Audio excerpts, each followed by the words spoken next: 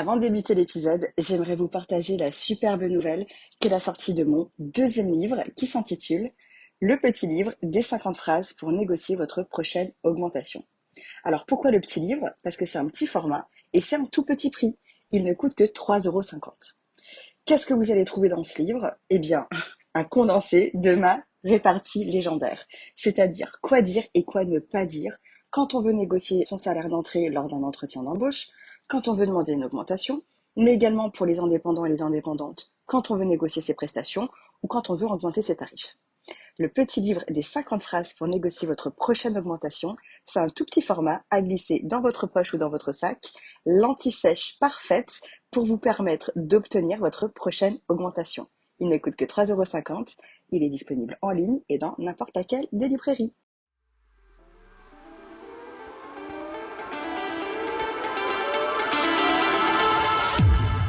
Bonjour et bienvenue dans Ma Juste Valeur, le podcast référent sur la négociation de rémunération qui vous apprend à négocier vos salaires, négocier vos tarifs, obtenir une augmentation et globalement la rémunération que vous méritez.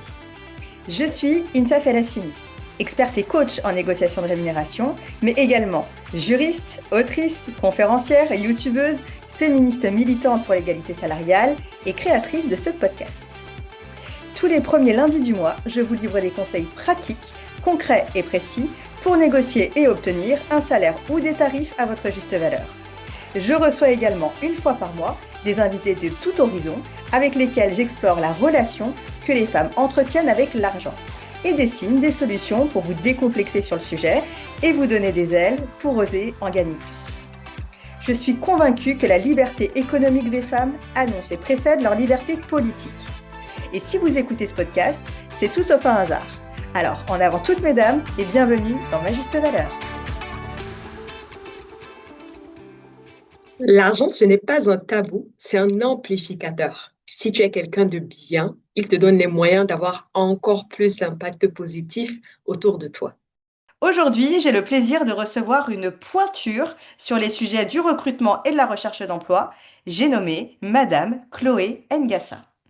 Chloé est Top Voice LinkedIn Emploi et fondatrice de l'entreprise Job Mentor. Job Mentor, c'est une entreprise qui aide les salariés à s'épanouir professionnellement et à arrêter de subir leur vie professionnelle.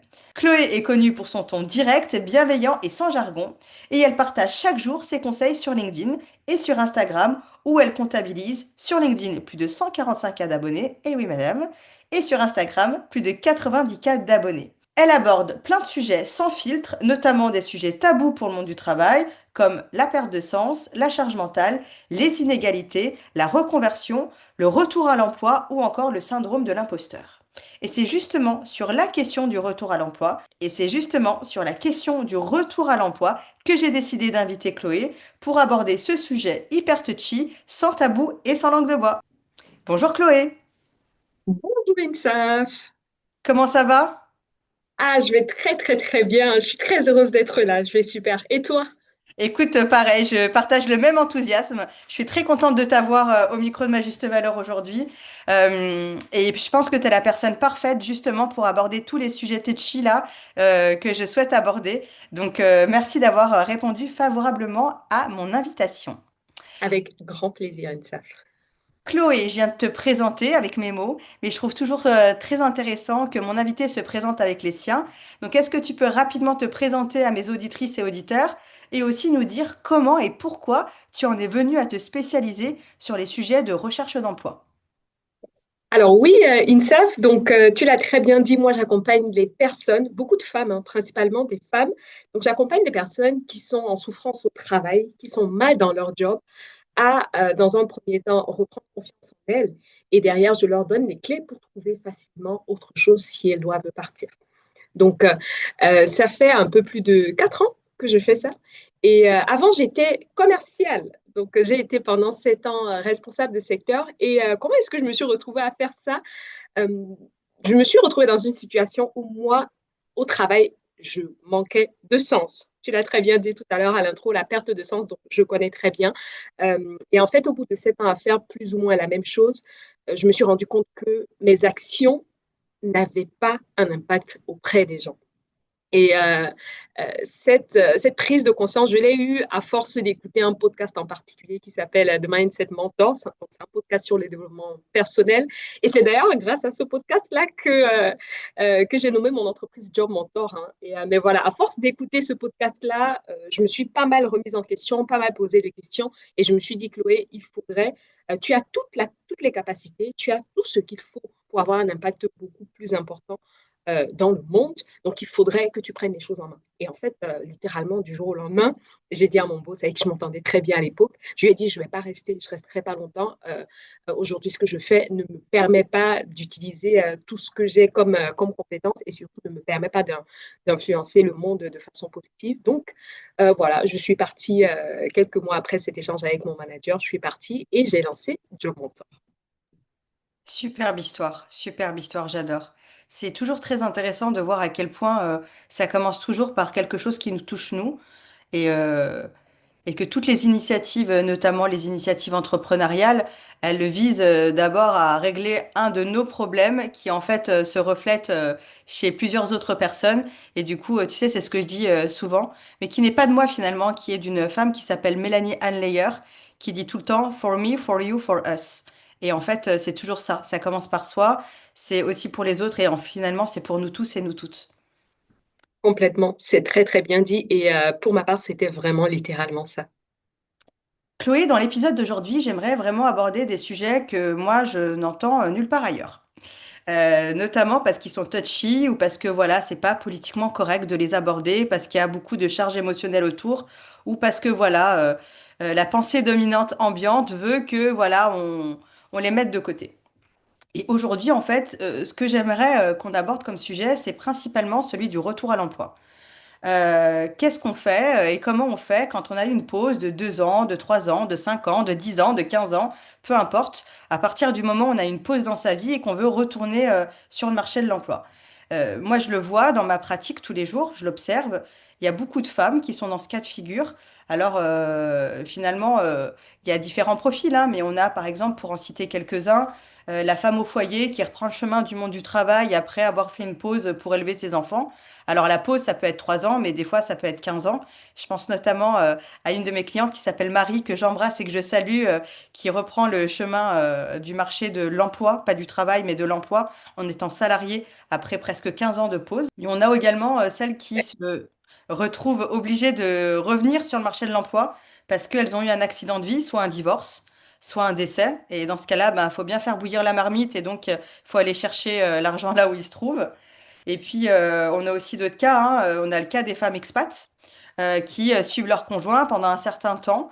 Et puis, en fonction du pays où elles se trouvent, des fois, elles n'ont pas forcément cette possibilité-là de travailler. Je pense notamment aux US avec les visas de travail qui sont pas délivrés aussi facilement qu'on peut le penser ou qu'on pourrait l'espérer. Et puis, en ce mois d'octobre, parce qu'on enregistre, le moment où on enregistre, c'est le mois d'octobre et c'est Octobre Rose, il y a aussi toutes ces femmes qui sont malades et qui sont obligées de mettre un stop, un arrêt dans leur carrière, pour se soigner. Et une fois qu'elles se sont soignées, quand elles reviennent sur le marché de l'emploi, c'est un peu compliqué. Et donc, voilà, j'ai dressé un peu un portrait de tous ces profils-là. Le dénominateur commun, Chloé, c'est qu'il y a une pause à un moment donné qui est plus ou moins longue et après un retour à l'emploi.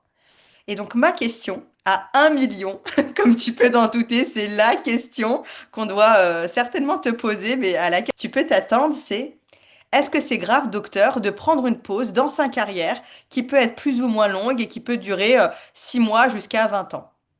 À vous, docteur Chloé. Alors déjà, je ne suis pas docteur, hein. Par respect pour les docteurs, même si ça me fait bien rigoler. Donc si je reviens un peu sur ta question, est-ce que c'est grave de prendre une pause? En fait, moi j'ai envie de dire déjà qu'est-ce qui est grave en fait. Très sincèrement, qu'est-ce qui est grave dans une vie professionnelle? Quelles sont les actions qu'on peut mettre en place qui sont réellement dangereuses? Parce que je pense qu'il faut aussi un peu remettre les choses dans leur contexte et relativiser. Donc, je peux comprendre, comme toi, je côtoie des femmes au quotidien qui sont dans cette situation-là, donc je peux comprendre l'inquiétude montante, mais je pense qu'il faut vraiment, comme j'ai dit, revenir aux bases. Il n'y a rien de grave. Il n'y a pas mort d'homme. Le plus important, selon moi, c'est de savoir en parler. C'est tout. Tu peux faire une pause de quelques mois, mais ne pas savoir te mettre en avant aussi bien qu'une personne qui aura fait une pause de plusieurs années. Donc, la question, ce n'est pas tant que ça, la durée de la pause que vous aurez fait, mesdames, c'est surtout comment est-ce que vous allez en parler. Quel est le discours que vous allez tenir par rapport à cette pause-là. Donc, moi, je pense que la première chose à faire, c'est déjà de changer la perception qu'on a de la pause professionnelle. Il n'y a rien de grave, il n'y a rien de dangereux. Je dirais même, j'irais plus loin, je dirais même que c'est plutôt normal, surtout dans la vie d'une femme. Mais alors, Chloé, comment tu expliques, toi, toute la peur, toute la charge émotionnelle autour de ce fait-là? Parce que tu sais, quand on est salarié, en tout cas quand on débute sur le marché de l'emploi, ou même quand on y est depuis un certain temps, il y a un truc que tout le monde redoute, c'est la pause. On te dit, ah, il faut pas un trou dans ta carrière, même quand des fois tu es au chômage, parce que, voilà, dans une carrière, eh ben, il y a des moments où tu es mise au chômage et c'est au-delà de ta volonté. On te dit, il faut pas que tu sois au chômage trop longtemps, il faut pas que tu aies une pause trop longtemps. Il y a vraiment tout un narratif qui est effrayant autour de la pause et on pousse les gens justement à ne pas en avoir, à ne pas en prendre, et même s'ils en prennent, qu'elle soit la plus courte possible. C'est intéressant ce que tu dis, parce qu'en fait, je pense que c'est vraiment ça le problème. C'est tout ce qu'on alimente autour du fait de prendre une pause. Tout ce qu'on voit partout sur les réseaux sociaux et peut-être même autour de nous, de nos proches, hein. Tu l'as très bien dit, c'est les discours qu'on a autour de nous. Donc moi, je pense que ce qui est important, c'est quand même, c'est de notre responsabilité de faire le tri de qui on écoute. Donc, entourons-nous des personnes déjà qui ont un discours positif. Entourons-nous des personnes qui sont passées par là et qui ont réussi avec peut-être des difficultés, mais qui ont réussi. Peut-être avec des obstacles, mais qui ont réussi. Et puis, de toute façon, la vie, elle est faite ainsi, hein. Il y a toujours des difficultés. Ce n'est pas le fait d'avoir fait une pause qui est réellement la difficulté. Il y aura toujours des difficultés, peu importe votre profil. Vous allez demander à un junior, il vous dira, c'est parce que je n'ai pas d'expérience. Vous demanderez à un senior, il vous dira, c'est parce que j'ai trop d'expérience. Vous demanderez à une personne d'origine étrangère, il vous dira, c'est parce que je suis d'origine étrangère. Vous demandez à une femme qui a fait une pause, elle vous dira, c'est parce que j'ai fait une pause. Donc, des difficultés, il y en a toujours. Mais par contre, ce que je dis toujours et qui ne fait jamais plaisir, hein, tu l'as très bien dit, mon franc-parler, tu l'as dit au début, mon franc-parler, mais ce que je dis toujours et qui ne fait pas souvent plaisir à entendre, c'est que la question que vous devez vous poser, c'est est-ce qu'il y a des femmes qui sont dans ma situation et qui ont réussi? Et la réponse, vous la connaissez. Donc, à partir du moment où c'est un oui, mesdames, vous n'avez aucune raison de ne pas y arriver. Donc, mon conseil, c'est vraiment ça. Faites attention à ce qui vous suivez, au discours que vous entendez, que vous écoutez, à votre entourage. Parce que si vous êtes bien entouré, la pause que vous avez réalisée ne devra pas être en tout cas un problème pour vous. J'adore ce que tu dis et merci de le dire, Chloé. Tu sais, moi, c'est quelque chose que je dis souvent à mes clientes. Je leur dis, la réalité, c'est nous qui la créons. Et finalement, les règles du jeu, elles ont bien été draftées par quelqu'un. Il y a bien quelqu'un qui s'est levé un matin qui a dit, bah aujourd'hui, les règles du jeu, c'est celle-ci. Donc, à toi aussi de mettre en place tes propres règles du jeu. Donc, peu importe le bruit ambiant, peu importe le narratif, peu importe qu'il y a 48 personnes qui te disent, notamment ton beau-frère, ta belle-sœur et ton beau-père et ton ancien collègue Jean-Michel qui te disent qu'il faut absolument pas faire de pause dans ta carrière, sinon t'es grillé et cramé. La réalité, et tu le dis très bien, Chloé, et moi je te rejoins parfaitement là-dessus, tout est une question de communication. Comment tu justifies? Qu'est-ce que tu dis? Comment tu le vis? Comment tu te positionnes par rapport à ce fait-là? Est-ce que tu te positionnes comme quelqu'un qui est en train de quémander parce que elle a pris 3 ans pour élever ses enfants? Ou est-ce que tu te positionnes comme quelqu'un qui, au contraire, a appris beaucoup de choses pendant cette période-là et qui arrive encore plus fort avec un nouveau set de compétences qui sera valorisé et valorisable. Donc, je suis complètement d'accord. C'est tout à fait ça, Insaf. Hein. Sur quoi est-ce que vous mettez l'accent, mesdames, dans votre discours? C'est ça qui est très important. Et vraiment, pour compléter ce que tu dis, il y a beaucoup de personnes dans cette situation qui vont mettre l'accent, je ne sais pas pourquoi, mais dans leur recherche d'emploi, qui vont mettre l'accent, qui vont mettre le focus sur leur pause. L'énergie que vous dépensez à essayer de justifier cette pause-là, mettez-la, on en parlera tout à l'heure hein, dans les astuces que je donnerai, ben, mettez-la à développer des compétences qui seront utiles pour le poste. Mettez-la à trouver des moyens pour valoriser ce que vous savez faire. L'énergie qu'on peut mettre à essayer de justifier, oui, mais c'est parce que je suis junior, oui, mais c'est parce que je suis senior, oui, oui, ça on sait. Et alors, c'est quoi la suite maintenant? Qu'est-ce qu'on en fait? C'est bien de le dire, c'est bien de se plaindre, mais ça ne fait pas avancer le schmilblick.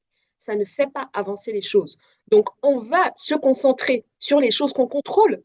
Vos années de pause, vous ne les contrôlez pas, vous les avez déjà faites, vous ne pouvez pas revenir en arrière. Donc, on va essayer, je sais que ça peut être difficile, mais on va essayer d'occulter cette partie-là pour se concentrer sur tout ce qu'on contrôle et qui peut avoir un réel impact sur la réussite ou non que notre recherche d'emploi aura.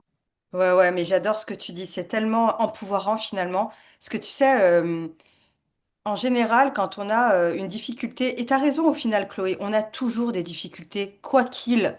Dans toute notre carrière, il y aura quelque chose qui fera que ça peut potentiellement être plus dur pour nous. Et là où tu mets ton attention, c'est là où tu mets ton énergie. Et finalement, c'est comme ça que c'est ça qui va aussi générer ta posture. Donc, c'est empouvoirant et c'est hyper libérateur aussi ce que tu dis.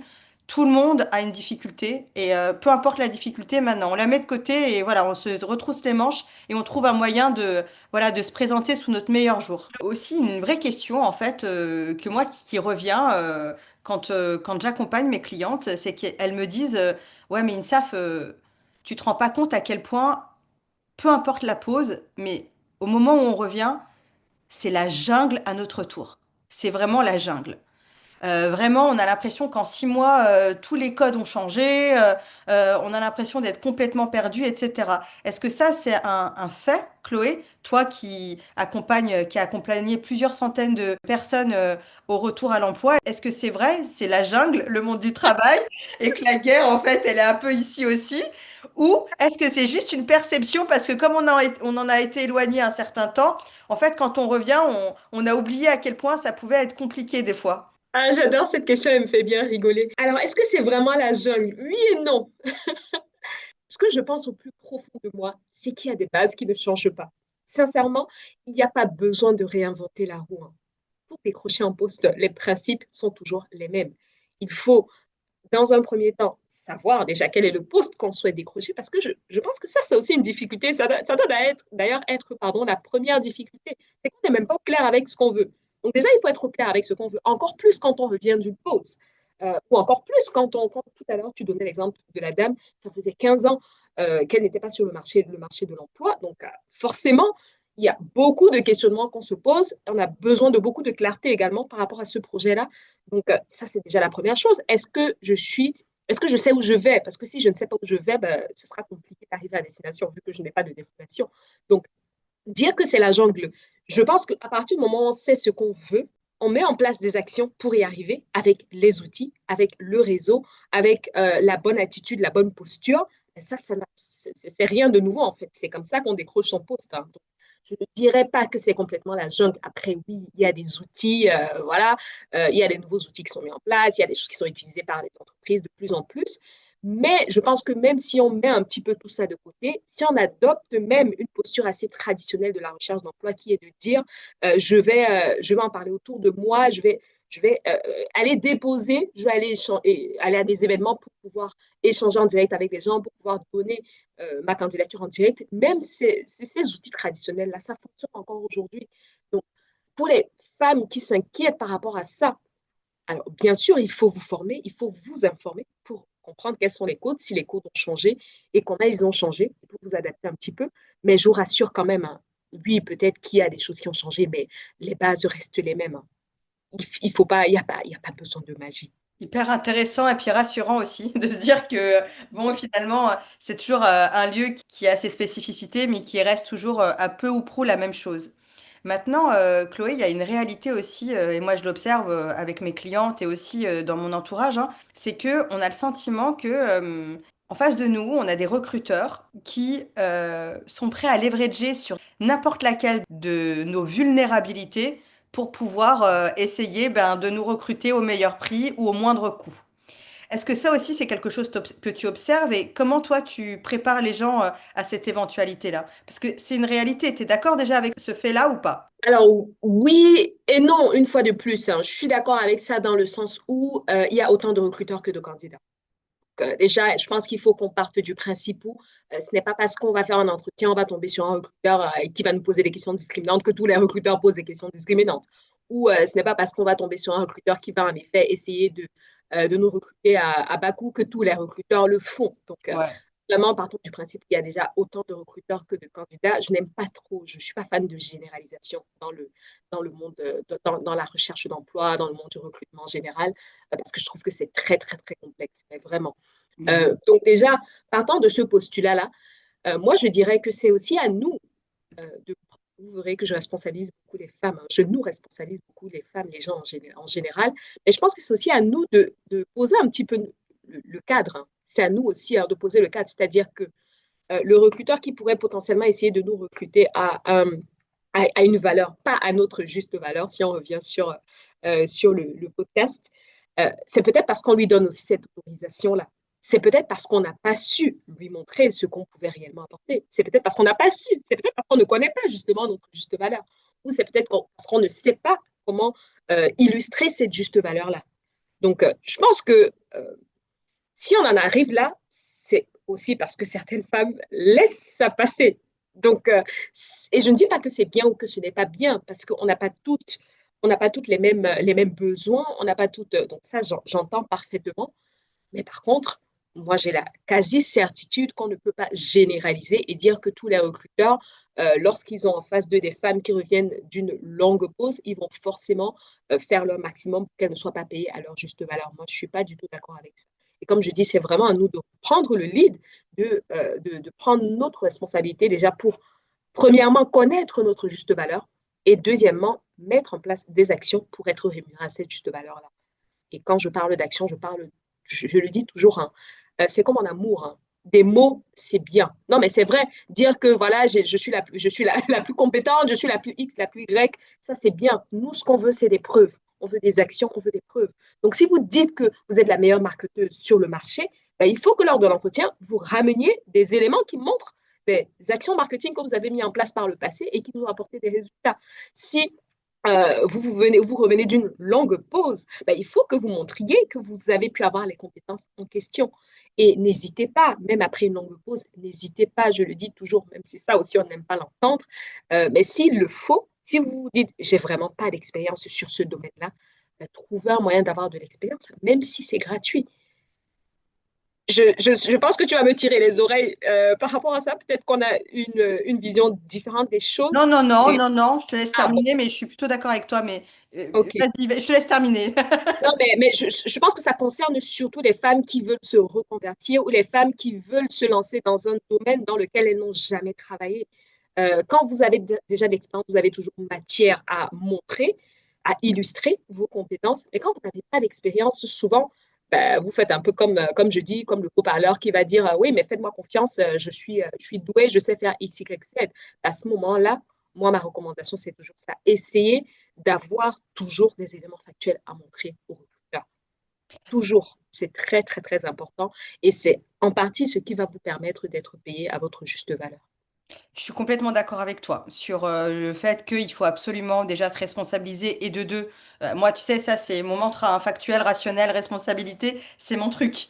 Donc là-dessus, je suis complètement alignée avec toi, Chloé. Maintenant, sur le fait de travailler gratuitement. Alors, il faut bien faire une distinction. Le gratuit, c'est le travail sans contrepartie. Quand tu veux prendre de l'expérience dans un domaine en particulier, par exemple, tu as été juriste pendant 20 ans de carrière. Tu es fan de cybersécurité et du jour au lendemain, tu veux te reconvertir dans la cybersécurité. Et là, tu proposes de faire un stage non payé dans un cabinet de cybersécurité, bah voilà, pour gagner en expérience. Alors, certaines personnes vont dire, oh, attention, c'est non payé, donc c'est pas bien. Non, c'est payé, mais pas en monnaie, c'est payé en On est expérience. d'accord. Donc, tu as une contrepartie qui est une contrepartie en nature, qui est très importante pour toi et alignée par rapport à ce que tu veux, c'est-à-dire entrer dans ce métier-là. Donc, en fait, c'est pas une perte de temps, c'est un investissement. Et c'est super que tu aies donné cet exemple-là, parce que je trouve qu'il y a beaucoup de bruit autour de ce travail gratuit il y a beaucoup d'amalgame. Donc, le travail gratuit, c'est le travail qui est sans contrepartie ou avec une contrepartie qui n'est pas alignée avec vos priorités de vie ou vos objectifs de carrière. C'est pas forcément toujours de l'argent. Des fois, il vaut mieux avoir de l'expérience que de l'argent parce que c'est ça dont on a besoin à date. Donc, Très belle, tu l'as très bien défini. Hein. Je ne peux que plus soyer ce que tu as dit à INSAF. je suis trop d'accord avec toi, Chloé. Mais bon, il n'empêche, Chloé, que tu as dû le voir toi aussi dans ta pratique tous les jours. Il y a des femmes, il y a des hommes aussi, parce qu'il n'y a pas que des femmes, qui Bien sûr. se sentent ultra vulnérables. Ils ont cette brèche dans l'estime d'eux-mêmes. ils ont dû arrêter de travailler pendant un certain temps. Des fois, ça n'a pas forcément été voulu. Des fois, ça a été subi, notamment dans des cas de maladie, mais pas que, hein. Et voilà, au moment où il y a un retour à l'emploi, il y a ce sentiment de grande vulnérabilité qui ne savent pas comment gérer. Du coup, toi, comment est-ce que tu accompagnes tes clientes et tes clients qui se sentent vulnérables et notamment comment tu les aides à justifier ce trou de plusieurs mois ou plusieurs années pour que, ils arrivent déjà à l'assumer et ils défendent au mieux leur CV. Alors, INSAF, le terme justifié, je n'aime pas trop parce que j'ai le sentiment, moi je trouve que c'est un peu négatif, hein. Quand tu dis tu te justifies, ça veut forcément dire que tu as fait quelque chose de mal et du coup, il faut que tu trouves un moyen de justifier la mauvaise chose que tu as faite. Donc, je dirais peut-être pas comment justifier un trou, mais comment mieux parler d'un trou de plusieurs années sur son CV. Je pense que, non, mais sincèrement, je pense que les mots, c'est important. Et comme j'ai dit dès le début, c'est le problème, la problématique principale avec la pause professionnelle, c'est tout ce qui se dit autour. Et c'est vraiment important de bien choisir les mots pour changer sa perception. Donc, comment mieux parler d'un trou de plusieurs années dans son CV? Alors, le premier conseil que je vais donner, c'est vous direz oui, mais c'est un peu con parce que moi j'ai déjà mon trou. Mais je pense que parmi les femmes qui nous écoutent, il y en a peut-être qui prévoient éventuellement, qui sont peut-être enceintes et qui prévoient de prendre un congé maternité beaucoup plus long ou pas forcément, ou des femmes qui se disent moi je veux partir un an ou j'en sais rien, ou qui ont un proche qui est malade hein, et qui veut l'aider pendant un certain moment. Donc mon premier conseil, c'est l'anticipation. Donc, pour ceux qui sont déjà dans la situation, ben, vous retiendrez pour la prochaine fois.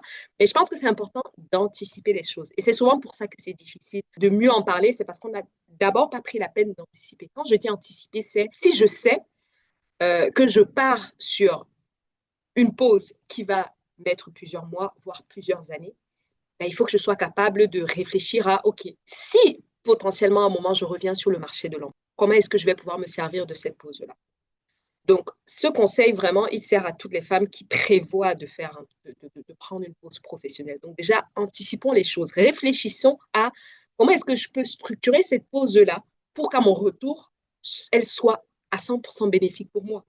Pour qu'à mon retour, je puisse en parler de la façon la plus sereine, de la façon la plus valorisante possible. L'anticipation, c'est vraiment ma première clé. Et maintenant, ma deuxième clé pour toutes les femmes qui sont déjà dans cette situation-là, c'est de se poser un peu et de faire le point. Parce que de toi à moi, INSAF, j'ai le sentiment qu'on ne prend pas l'habitude de se poser, on ne prend pas l'habitude de revenir un peu sur, en fait, je sais faire des choses. On ne prend pas l'habitude. On est tellement embarqué dans son quotidien, dans ses réflexes, dans ses habitudes de maman, et éventuellement, oui, enfin, je donne maman parce que c'est l'exemple le plus courant dans le cas d'une pause professionnelle, mais ça peut être toute autre chose qu'on ne se rend même pas compte en fait qu'on est juste des superwoman, littéralement. Donc, mon deuxième conseil concernant cette idée de mieux mettre en avant sa pause professionnelle, c'est de prendre le temps de réfléchir à, OK, concrètement, qu'est-ce que j'ai fait? Ça peut être des choses de bateau, mais vous verrez que ces choses de bateau-là peuvent illustrer énormément. Je ne sais pas si tu l'as déjà vu passer une SAF, mais il y a un CV qui à un moment circulait d'une femme, je crois, qui dans la partie expérience avait mis justement qu'elle s'était occupée de ses enfants et elle avait listé pas mal de compétences qu'elle avait acquises. Moi, ça me fait rigoler à chaque fois. Mais on n'en est pas loin. C'est littéralement ça. C'est de se dire, OK, qu'est-ce que j'ai pu faire pendant cette pause? Quelles sont les compétences que j'ai pu développer? Et comment est-ce que, quand on y réfléchit, je peux faire un lien avec ce que je vise aujourd'hui? Je ne peux que plus soyer moi aussi, Chloé. En fait, c'est exactement le conseil que je donne tout le temps. Tu vois, par exemple, moi, je donne tout le temps comme conseil à mes clientes, celles qui sont mamans, qui ont pris des pauses, peu importe la durée de la pause. Je dis toujours, mais en fait, en réalité, il n'y a pas un moment où t'es maman et t'es plus maman. À partir du moment où tu donnes la vie, tu es de toute manière tout le temps maman, tu vois. Même des femmes qui n'ont pas donné la vie sont mamans. Tu vois, à partir du moment plutôt où tu accèdes à la parentalité, tu es maman pour toute ta life. C'est fini. C'est un label que tu as à vie de toute manière. Et donc, en réalité, quand tu as pris du temps pour t'occuper de tes enfants, peu importe la durée de ce temps-là, tu n'as pas que fait la lessive et préparé des menus pour manger. En réalité, pour plusieurs femmes au foyer, ce qu'elles sont, c'est chefs de projet, elles font de la gestion de crise, elles arrivent à gérer émotionnellement des enfants qui ont 3 ans, 2 ans et 8 ans. Autant te dire que les Jean-Michel qui ont 55 ans, c'est du pipi de chat pour elles. Tellement elles ont acquis des capacités de négociation, d'arbitrage, de gestion de projet, d'événementiel. Enfin, tu vois, enfin, quand tu deviens parent, tu te rends compte à quel point tu es obligé d'être mais Shiva, multipotentiel, et tu es vraiment sur tous les fronts. Donc en réalité, quand moi le conseil que je donne à mes clientes qui se sont arrêtées parce que elles se sont occupées de leur famille, c'est de leur dire OK, exactement comme toi, et dresse toutes les situations dans lesquelles tu as dû apprendre sur le tas, développer de nouvelles compétences, etc. Et pareil, tu vois, je pense notamment aux femmes d'expat. Les femmes d'expat, quand elles partent pour suivre leur conjoint à l'étranger, le conseil que je leur donne, c'est que en général, tu restes pas à la maison à te tourner les pouces ou à boire des smoothies et faire des cours de yoga. Faut arrêter, c'est pas vrai. Il y en a quelques-unes, mais c'est quand même l'infime minorité.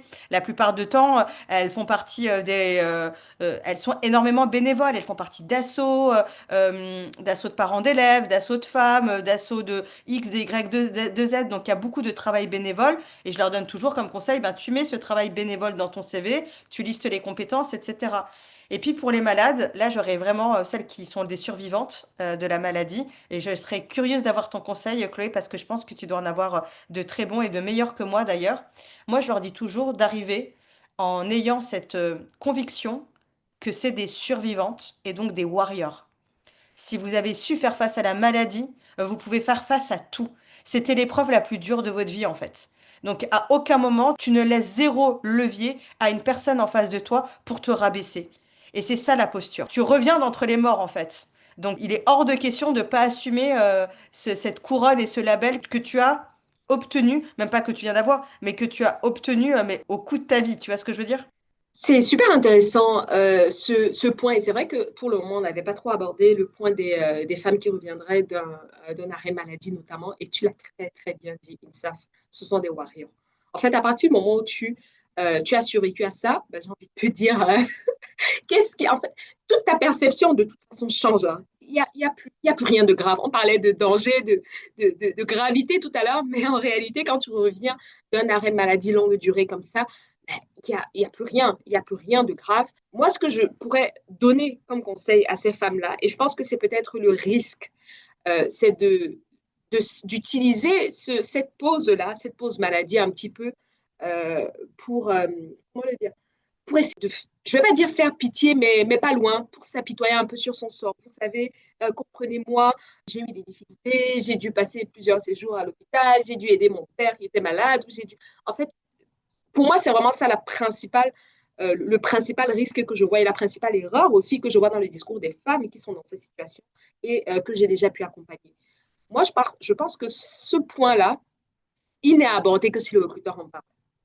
Si le recruteur n'en parle pas, ça ne sert à rien de raconter ce par quoi vous êtes passé, pardon.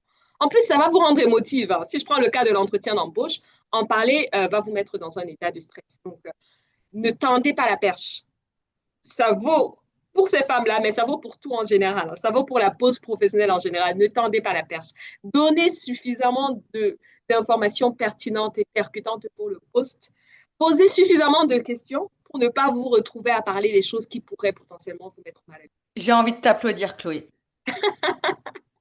Franchement, je t'applaudis avec mes deux mains et mes deux pieds parce que c'est hyper pertinent comme conseil, hyper pertinent. C'est vrai qu'on part du postulat, et moi je le vois, même moi des fois je fais cette erreur-là, tu vois, mais on part du postulat que c'est quelque chose qu'il faut justifier. Tu l'as dit tout à l'heure, les mots c'est hyper important. Parce qu'à partir du moment où on pense qu'il faut justifier, tu penses que tu dois expliquer quelque chose d'anormal. Et tu dois le rendre normal. Donc, tu tritures l'esprit et le cerveau dans tous les sens pour apporter de la normalité dans une situation qui te semble anormale. Alors que si tu changes complètement ta manière de réfléchir en disant, ce n'est pas une situation anormale, je ne dois de compte à personne, je suis en train de passer un entretien de recrutement où on parle de ma vie professionnelle, je vais parler de ma vie professionnelle et donner suffisamment envie pour que la conversation s'arrête là et qu'elle ne glisse pas sur ma vie perso, où en plus je vais me sentir vulnérable, émotive, etc., etc. Donc, non, non, mais c'est un super, super conseil. Mais Chloé, c'est pour ça que je t'ai invitée. Ah, mais merci, Insa. C'est aussi pour ça que j'ai accepté l'invitation et que je me sens très, très bien. J'espère que toutes les femmes qui écoutent ce podcast à cet instant se sentent aussi bien que nous. Non, mais c'est sûr, et elles vont se sentir encore mieux que nous, je pense, parce que tu me donnes une transition parfaite pour, euh, pour donner des clés hyper concrètes aux auditrices aujourd'hui qui vont écouter cet épisode. Comme je disais, Chloé, c'est pour ça que je t'adore et c'est pour ça que je t'ai invitée. C'est parce que tu es hyper pratico-pratique, tu es vraiment dans le concret, et moi, en fait, il y a que, c'est le langage que je comprends. Le concret, c'est mon langage de l'amour, tu vois.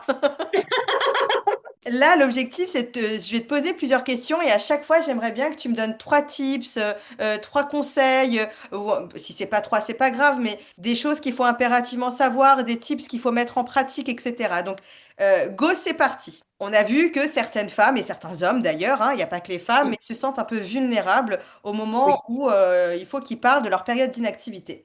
Si tu pouvais me donner trois tips pour qu'ils puissent retrouver instantanément confiance en eux. Quel serait-il, par exemple? J'ai pas confiance en moi parce que voilà, sur ce sujet-là, je me sens pas suffisamment sécure.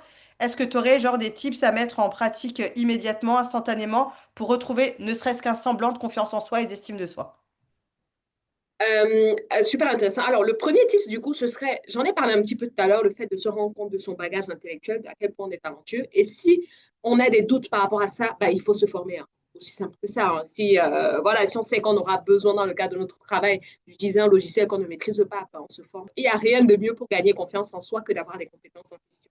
Donc, premièrement, il faudrait prendre conscience de tout ce que vous avez comme bagage intellectuel et pas que d'ailleurs, comme bagage hein, de façon générale. Mon premier conseil. Mon deuxième conseil pour avoir confiance en soi, et ça, mais franchement, je pense que ça marche vraiment du tonnerre, hein. Je l'ai dit tout à l'heure, j'ai été 7 ans commerciale et c'est vraiment grâce à ça, je pense que j'ai terminé première hein, sur 35 commerciaux en France, dans l'entreprise dans laquelle je bossais. C'est qu'il faut savoir ce qui est attendu de vous. Il faut connaître la personne en face. Si vous savez ce que la personne attend, ce sera tellement facile de vous mettre en avant. Et puis, ce sera d'autant plus facile d'avoir les bons mots d'utiliser les bonnes compétences, qu'il faut savoir qu'est-ce qu'on attend de moi. Par rapport à ce qu'on attend de moi, qu'est-ce que je sais déjà faire? Qu'est-ce que je fais très bien? Et qu'est-ce que je ne sais pas faire? Et pourquoi je dois m'améliorer? Parce que c'est bien de dire je ne sais pas faire ça, mais n'arrivez pas à un entretien en disant ben, je ne sais pas faire.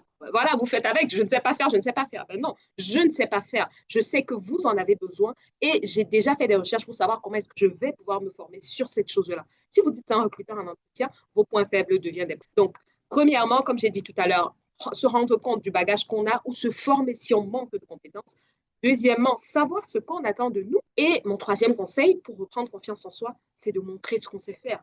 Ça rejoint ce que je disais tout à l'heure. Les paroles, non, on n'en veut pas des paroles en l'air là.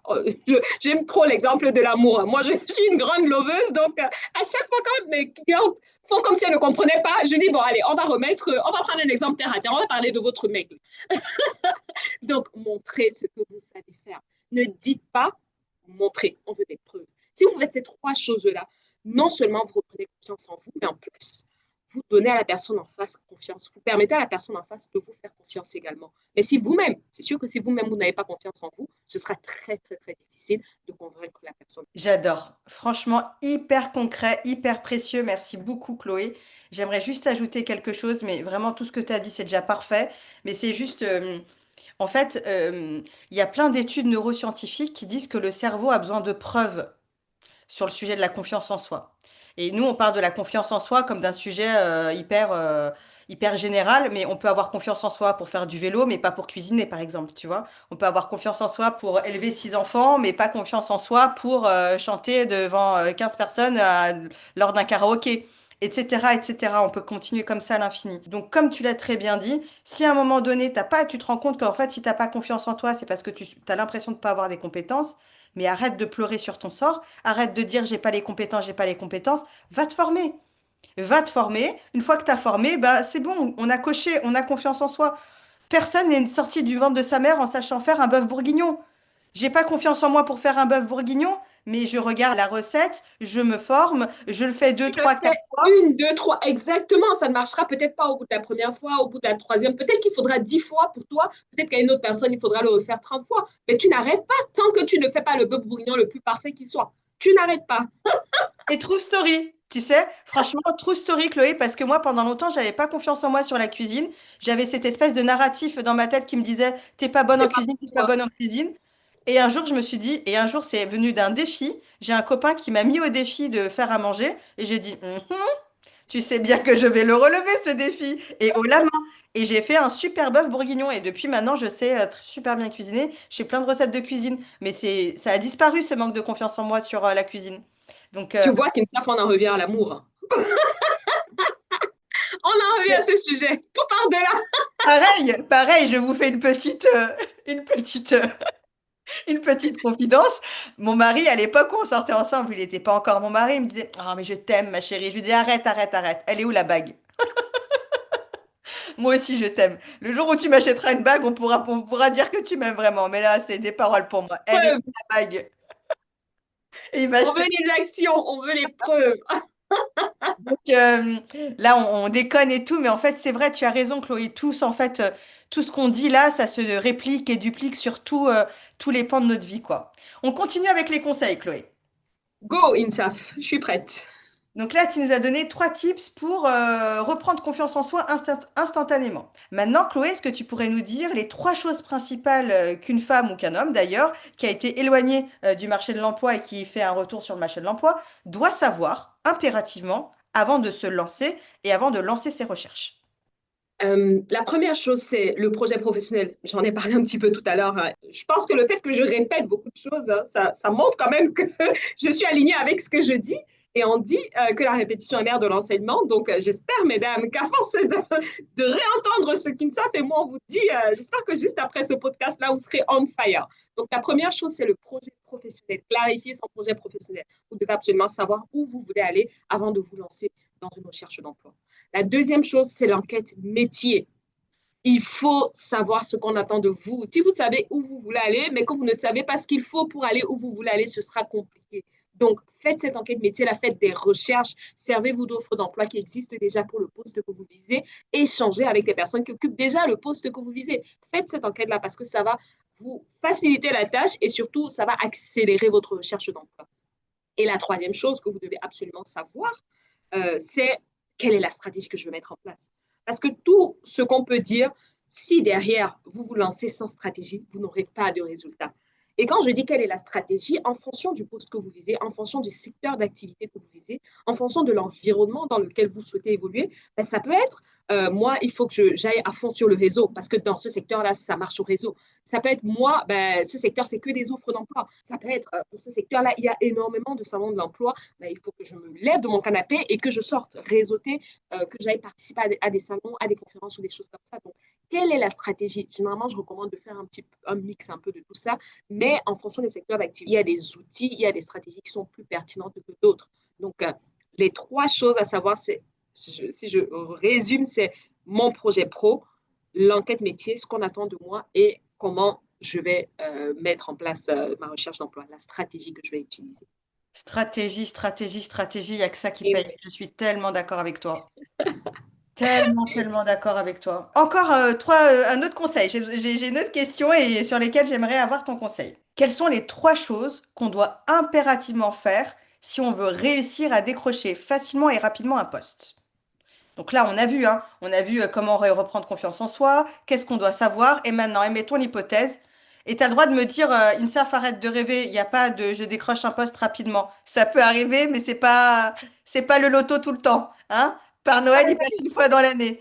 Mais en gros, voilà, je viens de rentrer, ou voilà, j'ai un accident de la vie, je dois me séparer de mon mec, ou je dois divorcer, je touche du bois, et je dois retrouver rapidement un job. Quelles sont les 3 choses que je dois impérativement faire si je veux décrocher facilement et rapidement un job, d'après toi? Facilement, on le retire de ta phrase parce qu'il n'y a rien de facile dans la vie. Moi, je pars du C'est principe bien de où le dire. ah non, non, non. Il C'est faut bien de le hustle, dire. comme ils disent les Américains. Il n'y a rien de facile, hein. Je pense qu'il faut arrêter de vendre du rêve aux gens. La recherche d'emploi, ça, je dis, c'est un métier à part entière, quoi. C'est pas, il n'y a rien de facile dans la recherche d'emploi. C'est pas pour rien qu'il y a des personnes qui sont formées à ça et dont c'est le métier. comme moi par exemple. Ouais. Non, il n'y aura rien de facile. Par contre, en effet, il y a des choses qui peuvent accélérer votre recherche d'emploi. Je vais te donner trois choses, mais je pense que la liste, elle peut être beaucoup plus longue que ça. Mais s'il y a les trois choses sur lesquelles moi, je mettrai l'accent, la première chose, il n'y a pas d'ordre dans ce que je dis, la personnalisation. Ne postulez que si votre candidature est personnalisée. Ne postulez que si vous avez un interlocuteur, que si vous savez à qui vous adresser. Arrêtez de répondre sur des sites à des offres d'emploi comme ça à des personnes lambda. Il faut personnaliser votre candidature à une entreprise, à un interlocuteur précis. Plus vous faites ça, plus vous aurez des retours et plus vous aurez des entretiens d'embauche. Donc, la personnalisation, c'est mon premier conseil. Mon deuxième conseil, c'est le réseau. Et ça, on n'est pas. Mais je me dis, mais comment vous pouvez ne pas aimer ce que vous avez? Et ouais, mais j'ai pas de réseau. Non, mais tout le monde a du réseau. Tout le monde a du réseau. Parlez de votre recherche à qui veut l'entendre. Parce que vous ne savez pas, en fait, qui va pouvoir vous ouvrir des portes. Si vous avez des histoires que je peux vous raconter d'opportunités qui sont tombées, mais vraiment de nulle part. Donc, n'hésitez pas à parler de votre recherche d'emploi. Servez-vous de votre réseau pour votre recherche d'emploi. Donc, ça, c'est mon deuxième conseil. Et mon troisième conseil, et ça, je pense que les femmes qui nous écoutent vont me chercher sur les réseaux là pour me tirer les oreilles, mais il faut dire ce qui est.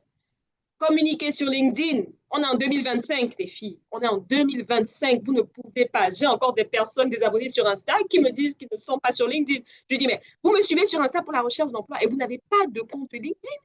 C'est pas possible, en fait. Communiquer sur LinkedIn. Plus de 30 millions de Français sur LinkedIn. Si on parle du cas de la France, c'est plus de 85% des actifs français. C'est plus de 99% des recruteurs en France qui utilisent LinkedIn. Et vous, vous dites, ouais, mais moi, je... Non, mais attends. Des fois, j'ai envie de tirer les oreilles. Franchement. Donc, mon troisième conseil, c'est ça. Communiquer sur LinkedIn. Quand j'étais salariée, ils savent, je ne communiquais pas sur LinkedIn. Moi, il n'y avait personne pour me dire ce que je devais faire. Donc, je ne communiquais pas sur LinkedIn, mais j'avais un profil qui était complet. Et rien qu'avec ça, je recevais des messages très régulièrement.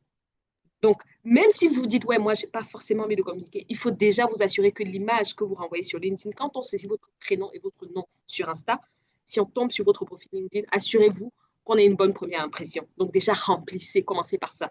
Créez un profil LinkedIn si vous n'en avez pas et remplissez-le. Le reste viendra après. Pour ceux qui veulent vraiment accélérer, c'est la communication. Parce que si vous communiquez sur LinkedIn, les opportunités viendront à vous. Et là, on n'est plus dans la même posture. On n'est pas dans une posture de je recherche un emploi. On est dans une posture de je choisis, je vais, parce que les opportunités viennent à moi. Donc voilà, mais vraiment mes trois conseils. Pas pour décrocher un job facilement, non, parce qu'il n'y a rien de facile dans les trois choses que je viens de vous lister.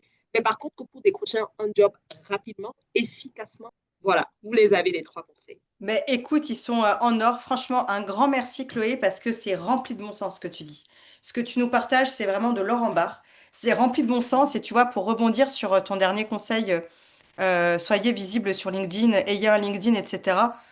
Ça, c'est un vrai sujet féminin. C'est que on n'ose pas, on a peur, on se dit, ah, mais machin, il va voir que je cherche un job, mais ma voisine, elle va se moquer de moi, mais machin bidule. Et en fait, c'est vrai que on se laisse rapidement embourber et piéger par le qu'en dira-t-on, par l'image qu'on va renvoyer, par l'image qu'on croit qu'on va renvoyer, et par le jugement et le regard d'autrui.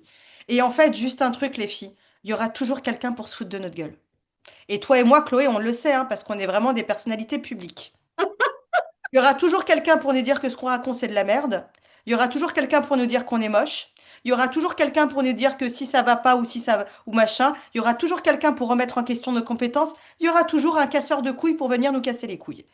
Quand je t'avais dit qu'on était nature peinture sur ce podcast, c'était vraiment vrai. Mais vraiment, et ça sort vraiment du fond du cœur, il y aura toujours quelqu'un pour vous dire que ça va pas, pour vous juger, etc. On s'en fiche. Mettez votre couronne et offrez-leur le best show ever. Soyez la meilleure de vous-même et communiquez, etc.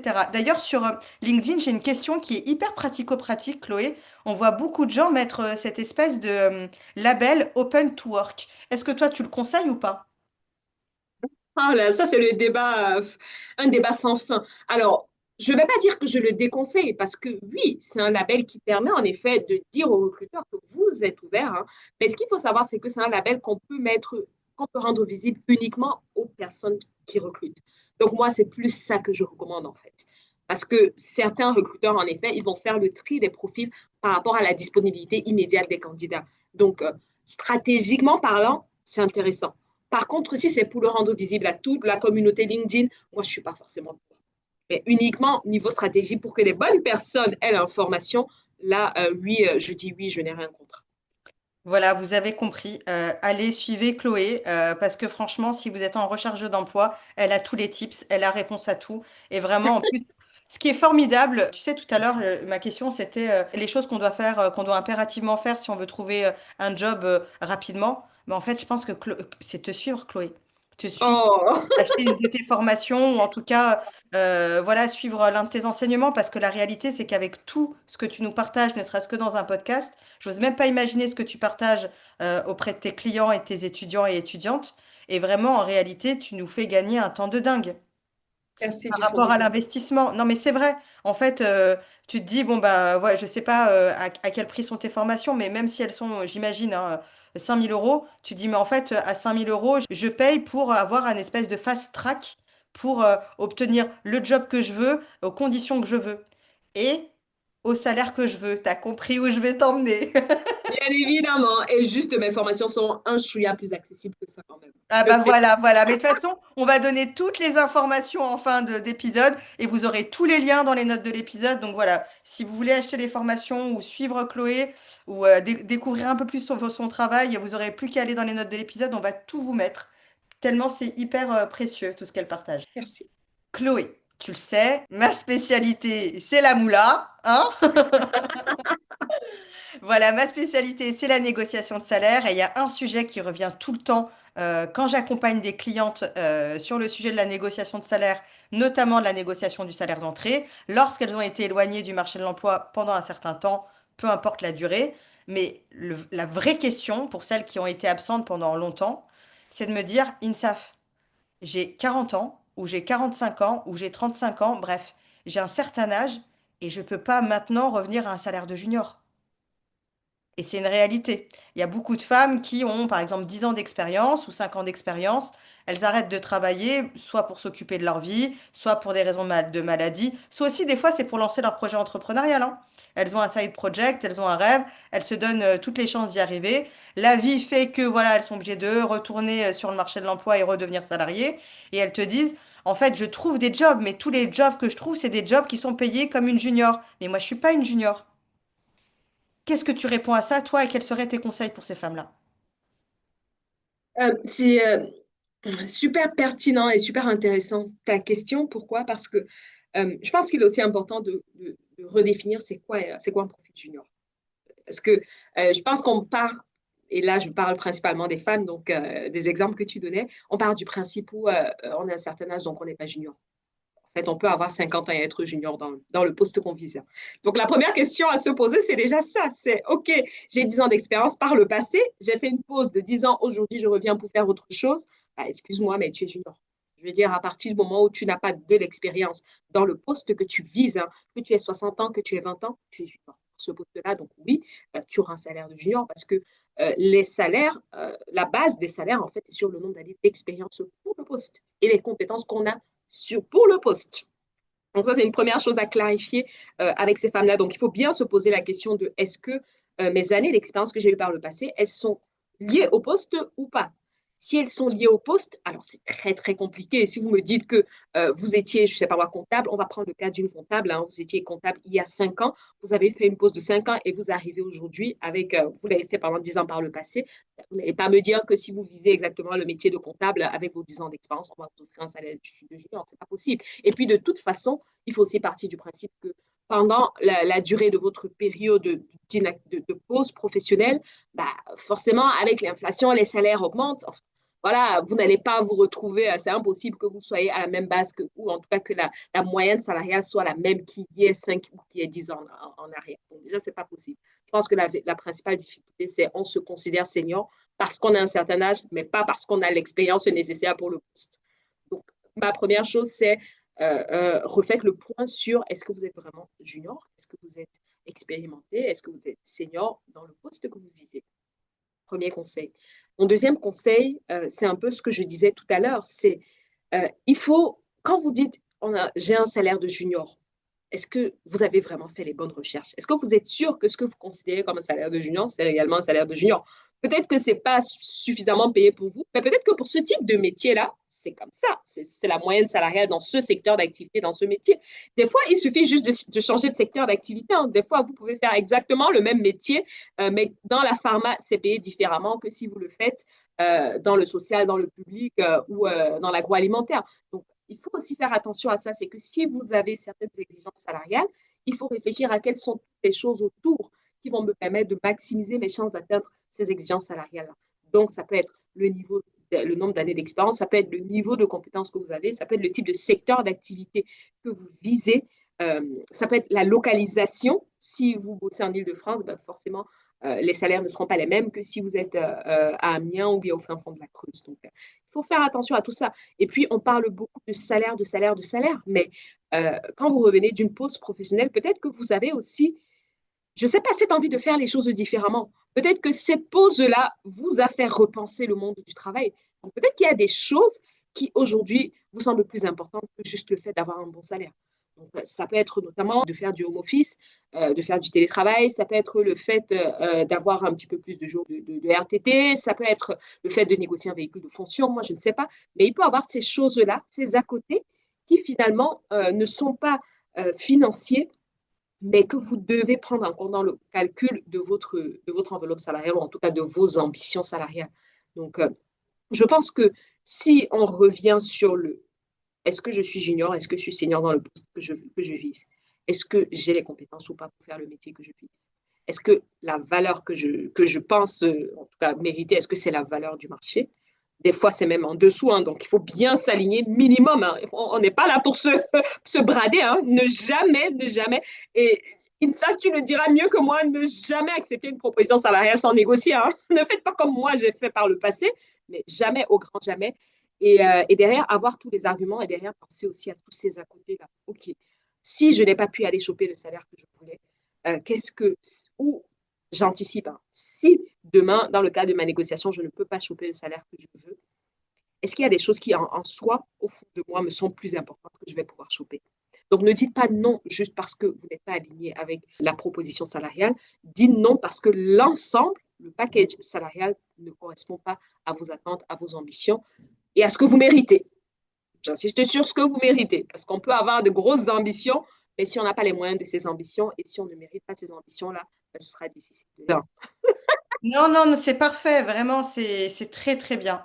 Franchement, bravo Chloé, parce que c'est vrai que c'est des sujets touchy qu'on vient d'aborder là. Et tu vois, ce sujet de la négociation salariale après une période d'inactivité professionnelle, bah, c'est un vrai sujet.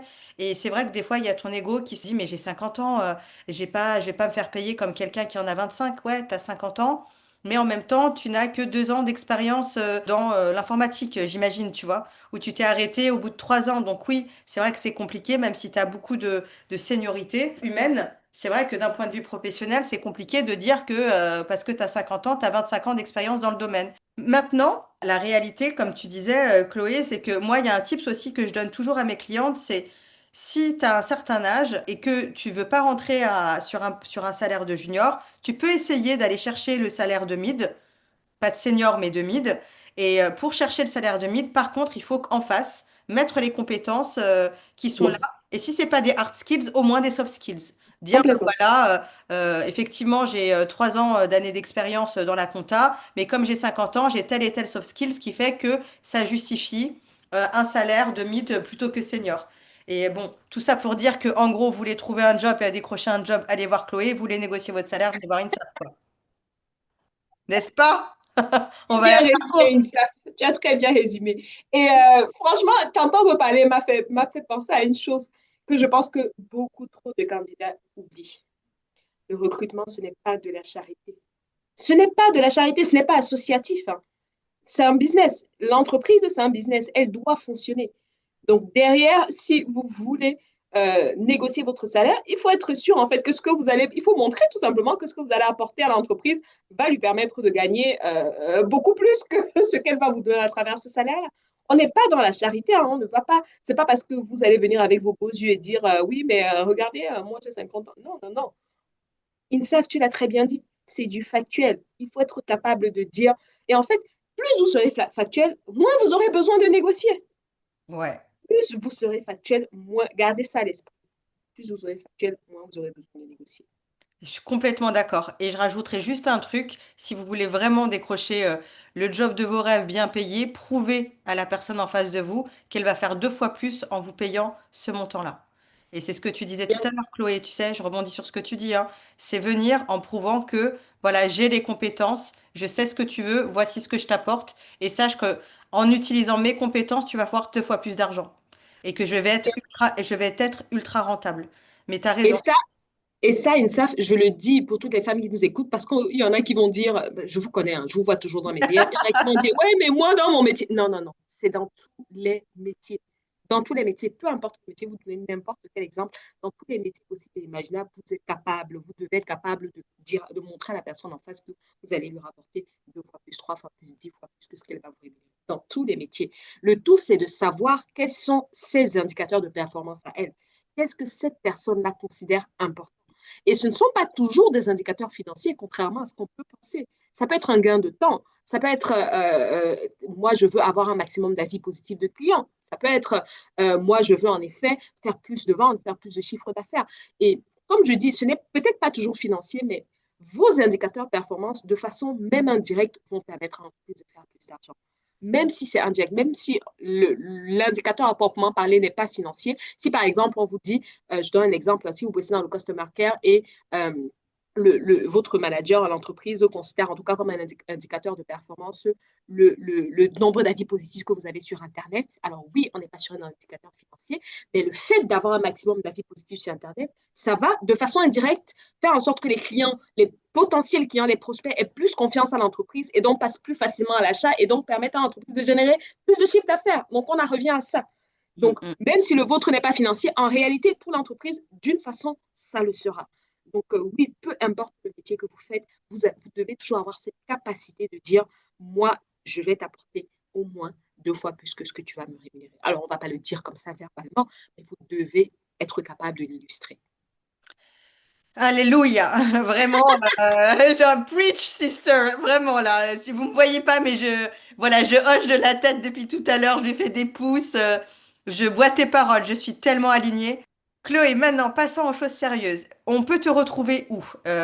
Dis-nous tout. Où on peut te retrouver? Où on peut avoir accès à ton travail? Quelles sont tes actualités? Alors déjà, où est-ce que vous me trouvez? Déjà, gardez à l'esprit que je suis, vous êtes les bienvenus, j'adore papoter, donc vous pouvez bien évidemment me retrouver sur mon compte Instagram Chloé Diop Mentor, sur LinkedIn Chloé Ngassa, vous pouvez m'envoyer un mail si vous voulez, mais surtout en termes d'actualité, comme je le disais tout à l'heure, hein, j'ai vraiment à cœur de permettre aux femmes de sortir de cette souffrance au travail-là et d'arrêter de subir, hein. On n'est pas là pour subir, on choisit sa carrière professionnelle, donc en ce moment, vous me retrouvez également, vous avez également accès à un quiz déjà, parce qu'il faut déjà prendre conscience de sa situation professionnelle, hein. Donc, j'ai ce quiz-là pour mesurer votre niveau d'épanouissement professionnel. Faites-le et vous venez me dire en DM quel est votre score, dans quelle zone vous vous retrouvez. INSA vous partagera les liens. Et vous avez également le tout premier programme d'accompagnement à destination des salariés qui sont mal dans leur job et qui veulent partir de là avec plusieurs experts qui interviendront, des avocats, des juristes, des psychologues du travail, entre autres, hein, auxquels vous aurez accès également en novembre. Donc, probablement au moment où vous allez écouter cet épisode-là. Donc, voilà vraiment mes deux grosses actualités. Et comme j'ai dit, mes DM sont grands, ouverts, hein. Venez en papote. Et puis voilà, j'en serai plus heureux. Évidemment, vous aurez tous les liens du quiz, du programme de formation, le compte Instagram, le compte LinkedIn de Chloé, peut-être même son adresse postale. Mais non, je déconne. Ça, c'est un autre sujet. C'est un autre sujet pour les potentiels admirateurs ou admiratrices. Bon, à trêve de plaisanterie, mais vous aurez tous les liens évidemment dans les notes de l'épisode pour vous faciliter la vie. Chloé, encore un grand merci. Ça a été fabuleux de t'avoir. Euh, Avec plaisir. C'était un énorme plaisir. J'espère vraiment, mesdames, que vous avez pris autant de plaisir que nous. En tout cas, moi, je me suis régalée. J'ai adoré, j'ai kiffé cet épisode.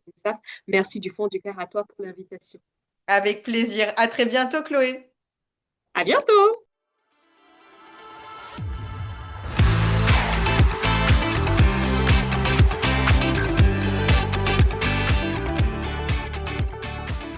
Si vous aimez le podcast Ma Juste Valeur, vous allez adorer notre programme et nos offres de coaching à la négociation de rémunération.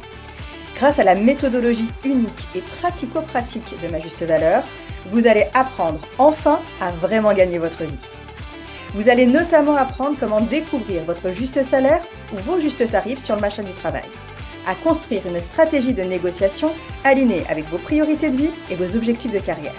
Et enfin, à formuler les bons arguments face à votre hiérarchie ou vos clients pour obtenir la rémunération que vous méritez. Si vous écoutez Ma Juste Valeur, c'est parce que vous êtes convaincu que votre travail mérite d'être reconnu financièrement. Alors laissez-moi vous aider à réaliser vos objectifs et rejoignez-moi dès aujourd'hui sur www.majustevaleur.com. Enfin, si cet épisode vous a plu, vous pouvez le partager à vos proches, vous abonner, le noter 5 étoiles et mettre un commentaire sympa sur la plateforme de streaming que vous préférez. N'oubliez pas, sharing is caring. Alors si vous pensez que ce podcast ou mon travail peut aider quelqu'un, s'il vous plaît, n'hésitez surtout pas à le partager.